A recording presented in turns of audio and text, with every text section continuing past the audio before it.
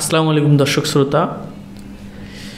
ঢাকা বিশ্ববিদ্যালয়ের হলগুলোতে ছাত্রদলের কমিটি ঘোষণা করার পর থেকেই গতকাল রাত থেকে পরিস্থিতি আরও উত্তপ্ত হয়ে উঠেছে। অবশ্যই এখানে নেতৃত্ব দিচ্ছেন সাবেক এনসিপির নেত্রী উমামা ফাতেমা। তিনি অবশ্য সবাইকে উস্কে দিচ্ছেন তার দল ঠিক এবং বাকি দলগুলো যেগুলো রাজনীতিতে যোগ দিতে যাচ্ছে তারা সবাই ভুল, বাকিগুলো ব্যাঠিক।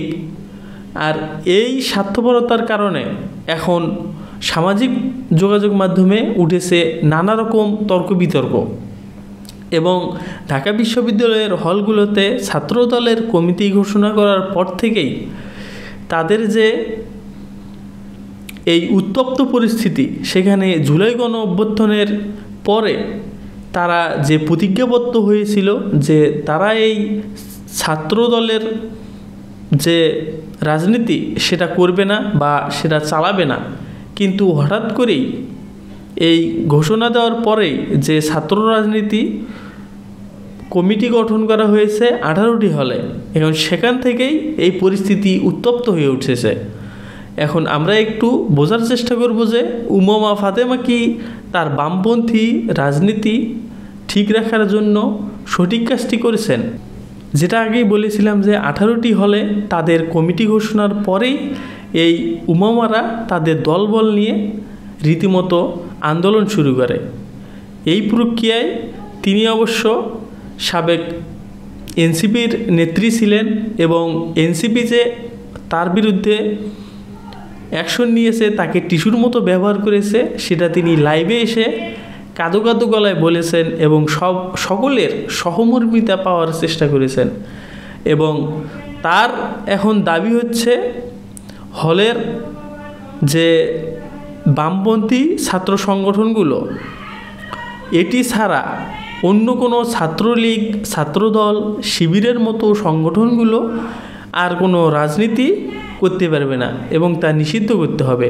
এনসিপির দক্ষিণাঞ্চলের অবশ্য মুখ্য সংগঠক হামজা সাহেব বিশ্ববিদ্যালয়ের ফেসবুক পোস্টে লিখেছেন, উমামা ফাতেমা হলে বাম রাজনীতি ছাড়া আর কিছুই চান না। এই কেমন কথা? হিপোক্রেসি বলতে একটা কিন্তু কথা আছে। হিপোক্রেসি বলতে যে অতটা হয় সেটা মানুষ আগে জানতো না।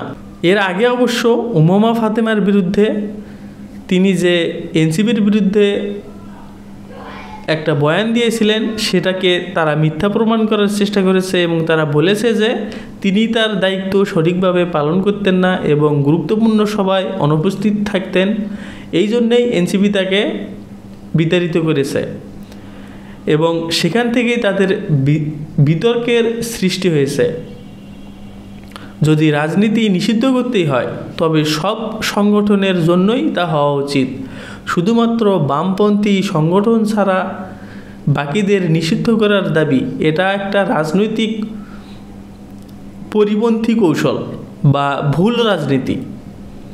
প্রতিবেদনেই উল্লেখ করা হয়েছে যে এর আগে বামপন্থী ছাত্র সংগঠন, ছাত্র ইউনিয়ন হল কমিটি ঘোষণা করলেও তা নিয়ে কোনো জোরালো প্রতিক্রিয়া দেখা যায়নি।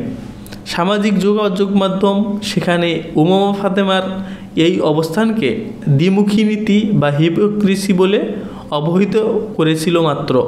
তার মানে একদিকে তিনি হলের শান্ত পরিবেশের কথা বলছেন, আবার অন্যদিকে শুধুমাত্র নিজের আদর্শের প্রতিপক্ষ রাজনৈতিক দলগুলোকে ক্যাম্পাসের বাইরে রাখতে চাইছেন।